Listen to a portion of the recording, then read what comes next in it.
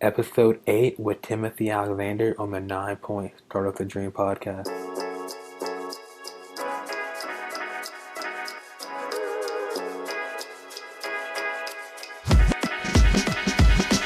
Hey guys, welcome to the 9 Point Start Up the Dream podcast, where our goal is to relate the story of athletes and the thing that supports them through being real and authentic about their journey.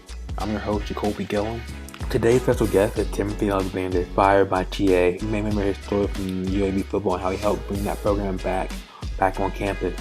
We talk a little about his early journey as an athlete, the big dream that he had, projects that really changed his life. Most importantly, his new book, Ever Faithful, Ever Loyal. Just kind of how it kind of condenses all of his journey together and how he's using his platform now to kind of help inspire not only athletes, but everyone around the community as well, to help and let them know all about perspective. You can bounce back from anything you put your mind to. Great episode. He really brought the heat here, and hope you enjoy. Let's get to it. I mean, how are you doing? I'm doing well, and yourself? Can't complain. How's your day going? It's been busy for you. Man, busy day, bro. Thank you so much for the opportunity, man. Oh, no, thank you for coming on. I really appreciate hearing more of your Yes, story. sir. The question I like to start with for everyone that comes on is, when you were younger as an athlete, what was one of your biggest dreams or goals? So one of the things that was big for me as I was a young athlete, I just really wanted to take care of my family. My mom was a single parent mom who raised 3 young men on her own. And so I just wanted to play any type of sport that was going to give me the opportunity to take care of my mom, to take care of my community, and just to be that level of resource for my family. That was my number one mission. And all I did was to take care of my family and to take care of my mom and to really take care of those that really depended on me. Awesome. I love that. So what was like your game plan to make that dream a reality from an early age? Was just like thinking straight, I'm going to go to college and go straight to the pros? Right. So my thing was, I wanted to, of course, go to the NFL. Every person wanted to go. But it was for me not just to say, oh, I want to go to the NFL one day. I wanted that to be my job. That was going to be how I provide for, again, my mom, for my city and my community. Because where I come from, a lot of young men don't make it out. And so I was excited that I had a God-given talent to be able to play basketball, football, track and wrestling and all these different things. But I just wanted to do something great. That's how I wanted to provide for the city and community that stood for me. So going to the NFL would have been an honor for me. And it was also the last words that my brother spoke out to me was, Tim, I want you to make it to the NFL. You got all the potential in the world. And that's what I really wanted to do. And I thought about the NFL every single day. I used to have posters and quotes and stats and different things hanging up in my locker because I wanted to track all the things that I needed to do to get me to the NFL. I'm so glad you mentioned that because I think a lot of athletes in general have that same mentality. I know I did growing up. You wanna be great in your sport, not just for yourself, but to provide a better lifestyle for your mom, your grandma, your brothers and sisters, dad. You want to kind of put on for your city as well. So I'm glad you kind of spoke on your passion, your why for wanting to be great. So for those listening that do not know your story completely about the accident that really changed your life in high school, can you explain more about that story and how it kind of propelled you to who you are today? Yes, sir. So I had my accident on October 28th, 2006. The day before my accident, I had the leading block as a tight end to send my team to the playoffs. We had not made it to the playoffs in about 7 years, man. So that was a big time for us on Friday night football. And I remember jumping into my coach's arm and my coach saying, Tim, you're going to go to school. You're going to be able to take care of your parents. You're going to be able to do the things that meant so much to you. In less than 24 hours, I was in a very bad, horrific car accident where a 2-year-old baby was in my arms and my friend fell asleep behind the wheel.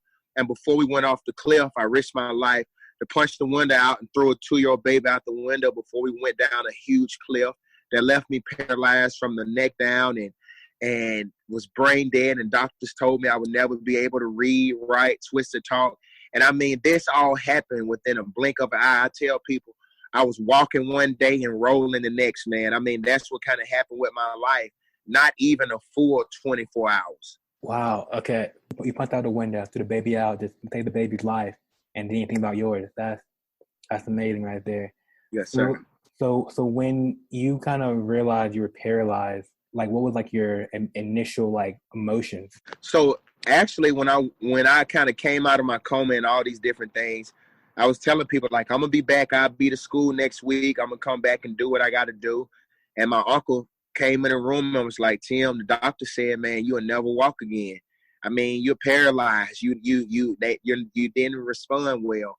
And my uncle kept it real with me, man. And I'm like, wow, it hit me. It hit me in my chest like I'm 17 years old. I'm thinking I got the whole world ahead of me. Now I just hit like a huge rock bottom. And that's the thing about my accident. The reason why I have so much passion, the reason why I'm so driven, the reason why I just tell people all the time, we don't need it to be easy. We just need it to be possible, because you're looking at a guy that had an opportunity, had opportunities to go and play anywhere in the state, that was ranked a lot in the country, and just was going to go out there and do some great things. I just had to show up and perform, which I was going to do. But at that point in time in my life, when I was 17, man, my life was jacked up. I went from being this big guy, this athletic build guy, to the next day wearing Depends. The people got to wipe my mouth. People got to, they had to come in and tell me, blink your eyes if you can hear me. So I went through a lot, man, but I made it through a lot, all because when my dream came back, I never let go of it. What helped you get that fire back? I mean, it easily been like, I'm going to just kind of just call it and chill, but you're like, nah, there's more to my life that I want to make it a purpose. Right. Well, believe it or not, the first 2-3 years of my car accident, depression beat me up, suicidal beat me up. I tried to take my life. I was very depressed. I stopped talking to my friends because I couldn't understand, out of three people in the car, how I'm the only one that got hurt. I couldn't understand, like, why me? And I spent so many years mad at God, mad at my mom, just hating people, hating the world. I didn't even want to be here, man. I used to tell my mom, just let me die. Pull the plug, Mom. I don't want to be here anymore. But I'll never forget, I just was crying one day saying, why me? Why me? And one of my boys said to me, Tim, why not you? Why not you? God doesn't put more on you than you can bear. And I heard my grandfather, he told me, he said, Tim, what you're going through is not for you. It's for you to help someone get through this. So you got to be the hero. You got to make it through this. So you got to turn around and help someone. And it was that day that I found out in myself that as soon as I make it through this situation, I got to go and help people make it through their situation. And so that's how I came up with two quotes. We don't need it to be easy. We just need it to be possible. And then another quote that I'm often known for quoting saying is, it's not about what you go through. It's about what you grow through. And so I went so many years of my life just going through suicidal thoughts, just going through being depressed, just going through the motion. But then when I finally tapped into my dreams and wanted to live a purpose-driven life, I said, you know what? I'm not going to just go through situations anymore. I'm going to grow through it. I'm going to grow every single day. So I started figuring out, okay, the nerves in our cells start growing back. So I got to take it. I got to take responsibility on my own terms to eat right, to work out, to do what I could. And I tell people all the time, a lot of us get it twisted, man. Before I could ever sit up in the chair, I had to sit up in the bed.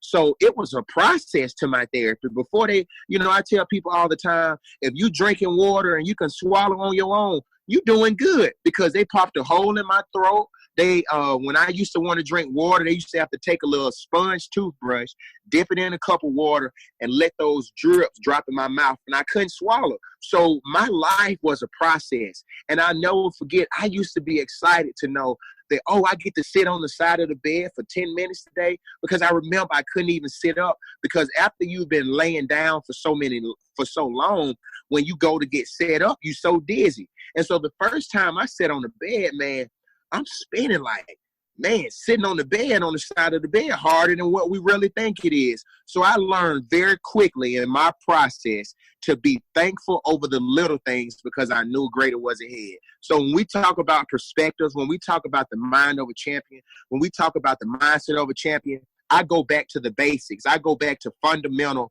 mental thoughts. I go back to fundamentals, man, because fundamentals and basic fundamentals is what helped me be in front of you today. Is what helped this world know who Inspired by TA, because I count the cost of those small things that I went through, man. It really set me up for success. Love it, man. So for anyone listening that's like an athlete right now that's going through something, wherever it may be, what would be your advice for them to kind of just to know that you got to push through it, or just how to kind of... Yeah, I tell them, make it count. Regardless if you're not playing, if you're not getting that PT that you want, don't complain, work it out. It took me 11 years to take 12 steps. I say it again. It took me 11 years to take 12 steps. And a lady rolled down her window the other day when I was on the side of the road going across the street. And she said, "Sir, I thought you was walking." I said, "I am walking, ma'am, but I'm not walking yet on my own, but it is coming because I'm thankful for the little things." So those athletes that life may, be sour to them right now, just keep your head up. Keep your mind, see it through, and always remember that you're only facing what other men have met. Because I understood this, that as athletes, man, the difference between the Hall of Fame and just the athlete is the Hall of Fame is just committed every single day. And an athlete, he tucks his tail when he don't get to play and he don't get as many minutes as he wants. But you can't look at it like that. You got to be thankful, number one, that you have the name to be called an athlete, and you got to be thankful that you get an opportunity to be on the team. So you looking at a guy that was very fortunate to be called an athlete, still fortunate to be a part of the athlete, but I ought to be called an athlete. But I just would let them know that it could always be worse, and there's someone in this world that wish they could switch places with you. They wish they had a dorm. They wish they had a team to be on. They wish they had lived their life on the schedule, but they can't. And some people will never be able to live that. So if I could give any message of hope to any athletes out there, make it count. Take advantage of your time, because tomorrow is not promised. And you can't say you want to be great if you ain't practicing. You can't say you want to be great if you're not eating right. You can't say if you want to be great if you're hanging around a bunch of losers. That ain't going to happen. So what does that mean, TA? I wanted to walk again, so I stopped hanging around people who were just in wheelchairs. I stopped feeling bad about myself, and I started going to gyms. I started going back out to catch footballs with receivers. I started working out, just getting out of that environment that was common for me and was just putting myself in an uncomfortable environment. So I tell people, man, I'm so far out there right now. It ain't no one that can come out there and help me. I got to help myself, because that's how far I'm out there in my dreams and my goal and in my faith. It's either sink or swim, man, and I got to keep on swimming. I think this is much needed message for people to hear. Like, I think it's so true what you're saying right there. So you wrote this book. Yeah. I just got my copy right here, and it's Ever Faithful, Ever Loyal. Yes, sir. So what's this book all about? It's about my story, man, from tragedy to triumph. It's about how a young man who they said would never be able to read, write, twist, and talk. There was a brain injury. He walked on to the team in the wheelchair and became one of the first paraplegics in D1 history to receive a full ride in football. He also helped bring back UAB football, bowling, and rifle when the program was shut down in 2014. And in 6 months, he rallied the troops and helped raise over $48 million for other people's dreams. And my number one message it's not about TA, it's all about UAB, because I seen how my dream was taken away from me, and I couldn't let someone else's dream be taken away from them. And so what I've been able to do is leave a legacy that will outlive my life, and people will be able to go out and get careers and do a lot of different things, man. So that story is about a young man that went through so much as he was young, that went through so much of tragedies, that lost his brother, house burned down, and had a bad relationship with his mom.